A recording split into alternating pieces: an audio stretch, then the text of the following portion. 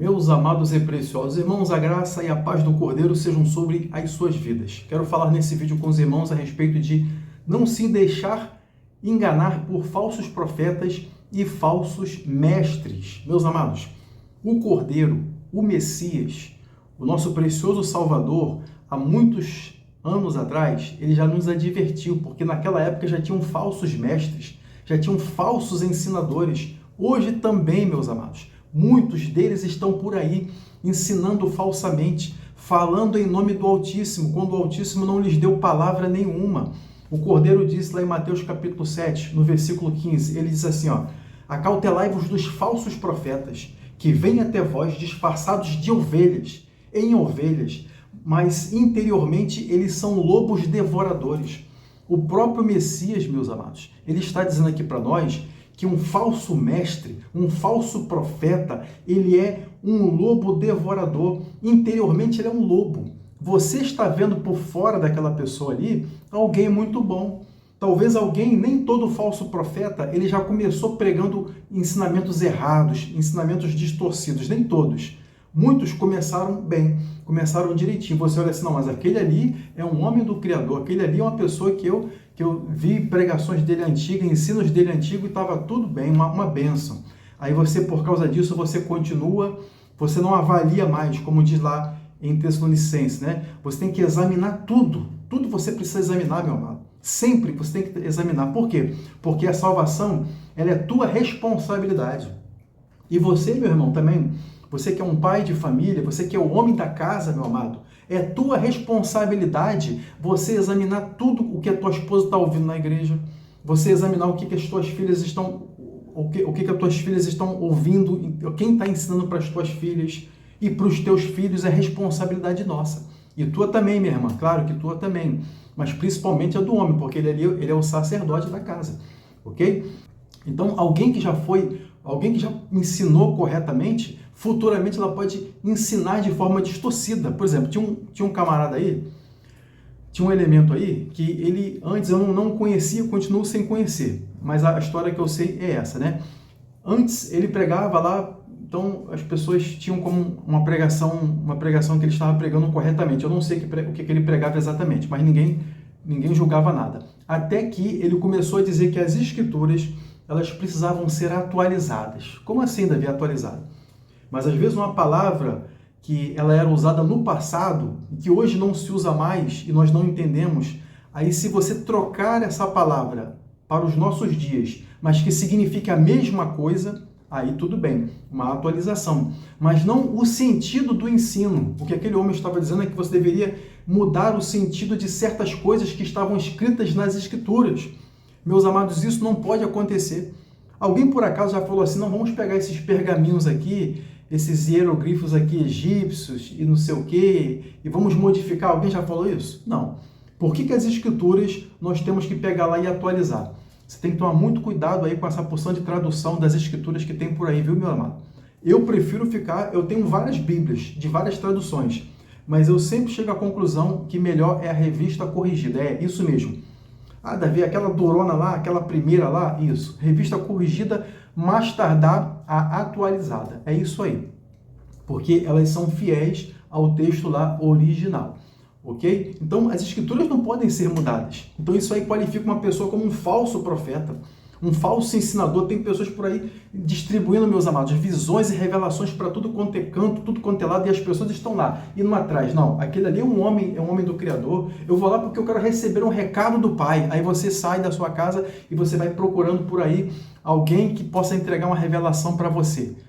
Então, o que as Escrituras dizem a esse respeito aí? Vamos lá. Jeremias 23, versículo 16, diz assim, assim diz o Altíssimo, o soberano dos exércitos, não deis ouvidos às palavras dos profetas que entre vós profetizam. Eles vos enchem de vãs esperanças, falam da visão do seu coração, não da boca do Criador, não da boca do Altíssimo. Cuidado, tem gente profetizando uma porção de coisa boa para você. Eu não estou dizendo que na palavra não tenha conforto, não tenha consolo. É claro que a palavra tem, mas tem uma porção de gente dizendo que foi o Altíssimo que falou, entregando uma porção de coisa boa para você, isso para alegrar o seu coração, para engodar o seu coração com palavras que não foram no Criador. A Escritura diz que você não deve ouvir.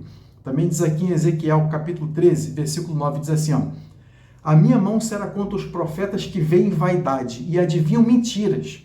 Uma porção de revelação mentirosa. Mas as pessoas estão lá, indo atrás. Porque a vontade de ir pelo caminho mais fácil é melhor, é maior, porque você não quer pagar o preço de ler as Escrituras, de você orar, de você jejuar, de você fazer aquilo que ninguém está vendo, só o Altíssimo que está vendo. Então você quer o caminho mais fácil, né, meu irmão? Né, minha irmã? Você quer o caminho mais fácil, de alguém entregando um recado para você. Eu não estou dizendo aqui que não possa acontecer isso, mas muito, na maioria das vezes, aquilo ali é a boca do homem falando, de um falso profeta falando, e você está lá para ouvir. Deixa eu terminar o versículo aqui, ó. Que vem vaidade, eles revelam mentiras, não estarão na congregação do meu povo, nem estarão inscritos na casa de Israel, nem entrarão na terra de Israel, e sabereis que eu sou o Altíssimo. Então, meus amados, as Escrituras dizem lá em Mateus 7,15, como eu disse para você, acautelai-vos dos falsos profetas, que são vestidos como ovelha, mas no seu interior eles são como lobos. Deixa eu ler mais aqui para você, em Jeremias capítulo 14, versículo de número 14, que diz assim, ó, e disse-me o Altíssimo, os profetas profetizam falsamente em meu nome. Pessoas falando no nome do Criador, estão usando o nome do Criador, fazem show no nome do Criador e dizem, não, mas isso aqui é um movimento do Pai, é uma coisa espiritual. Meu amado, você vai para onde você quiser, você vai para o show que você quiser, o dinheiro é seu. Não estou aqui para questionar onde você vai gastar o seu dinheiro. Mas se um evento ele é feito no nome do Criador, eu, como alguém que o Altíssimo escolheu, alguém que o Altíssimo colocou nesse mundo aqui para falar a sua palavra, alguém que tem a palavra na minha boca, porque não foi eu que escolhi isso, foi o Altíssimo que me escolheu. Não foi eu que me escolhi. Eu preferia não, mas o Altíssimo colocou a sua palavra na minha boca. E a mesma arde no meu coração. Eu não posso deixar de falar, eu não posso deixar de prevenir você. A obra do Altíssimo não é para se fazer negócio, meu irmão. A obra do Altíssimo não é para se fazer dessa forma. Mas Davi, sabe, Davi, foi cobrado o ingresso, cobra-se porque tem sempre o discurso é esse, sabia, meu amado? Sempre o discurso é esse. É porque tem um gasto, sabe, meu amado irmão? Tem um gasto e tem não sei o quê. Meus amados, eu também já fui nesses eventos. Ah, Davi, então você já foi, né? Sim, eu já fui. Já fui no Maracanã para eventos evangélicos, já fui em lugares que tinham pessoas pregando e cantando assim, em locais grandes. Mas sabe que eu fui no Maracanã mais de uma vez para assistir mensagens naquelas épocas, né? Sabe quanto que era cobrado a entrada? Nada. Davi, mas alguém pagou? Sim. A igreja, o povo que quis fazer aquele trabalho evangelístico ali, aquele povo ali fiel com aquela contribuição daquela localidade ou daquela denominação, não sei, que cobriu aquela despesa ali. Não as pessoas que estão lá para ouvir a palavra. Você está entendendo a diferença? Eu já fui lá no Maracanã, mas não houve cobrança de nenhum ingresso. Ninguém encheu o bolso de dinheiro ali. Agora, meu amado, se alguém quer fazer isso, então essa pessoa ela está se enquadrando nas Escrituras como um mercenário, como um falso profeta, mesmo que ela fale bonito, porque um falso profeta, ele faz isso. Um falso profeta ou uma falsa profetisa faz isso, ludibria, parece que é verdade, mas não é verdade, e você precisa abrir o seu olho. Deixa eu acabar de ler o versículo aqui, ó. Profetizam falsamente em meu nome, nunca os enviei, nem lhes dei ordem, nem lhes falei. Visão falsa e adivinhação e vaidade e o engano do seu coração são o que eles profetizam. Você está ouvindo mensagem de pessoas que estão entregando visão, palavra, falsas adivinhações, falsas palavras de esperança, que são de homens que estão recebendo palavras, muitas vezes, do inimigo. O versículo 15 diz, portanto, assim diz o Altíssimo, acerca dos profetas que profetizam em meu nome, sem que eu os tenha mandado, e dizem que nem a espada, nem haverá fome nesta terra. A espada e a fome serão consumidos esses profetas. Esses falsos profetas, mais cedo ou mais tarde, a espada e a fome vão chegar na vida deles. Meus amados, vou ficar por aqui deixando essa palavra para o seu coração. Mas deixa eu prevenir você aqui. Davi, o que eu tenho que fazer? Olha, você tem que fazer pelo menos 3 coisas que você precisa fazer, que eu vou deixar aqui para você. Olha só. Primeiro, você precisa examinar. Examine tudo, meu amado. É tua responsabilidade. A salvação é tua responsabilidade. Eu não sabia. Examina. Segundo, permaneça no padrão das Escrituras. Não sai da palavra, meu amado. Não vai atrás de gente que inventa moda, não. Não vai atrás de mercenário, não, meu amado. Aí eu comprou aquele helicóptero ali para fazer a obra. Para fazer a obra o quê? Você já andou naquele helicóptero ali, meu amado? Meu amado, deixa de besteira.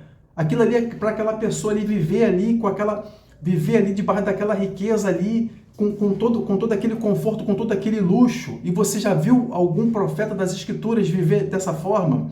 Você já viu algum dos discípulos do Messias, do Cordeiro, viver dessa forma? Eles abriam mão para que outras pessoas pudessem ser abençoadas.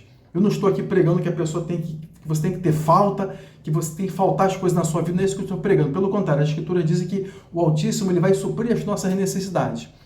Mas não, meus amados, que essas pessoas, nós devemos apoiar isso, essas pessoas enriquecendo de forma ilícita, ok? Isso não é o Evangelho. Então você tem que permanecer no padrão imutável da palavra do Altíssimo. E segundo, e terceiro, aliás, você tem que orar por discernimento. Peça discernimento. Peça discernimento. Pai, será que é isso mesmo, Pai? Parece tudo bonito, parece tudo fantástico, mas é isso mesmo que eu tenho que estar? É isso aqui mesmo que eu tenho que ouvir, Pai? Meu amado, o Evangelho é algo muito simples. Ele é simples, mas ele enriquece a alma. Ele traz a verdadeira riqueza, que é paz, que é alegria no coração, que é harmonia, que é direção. O caminho pode ser apertado, a porta pode ser estreita, mas ele vai conduzir você para o céu, você e tua família. Mas nós precisamos de responsabilidade nessa parte. Para de seguir falso profeta, mercenário, gente sem vergonha, que estão apenas vendendo a palavra, vendendo ali, ó. Ok? Então vou ficar por aqui, que o Pai abençoe a sua vida grandemente, no nome do Cordeiro Yahushua.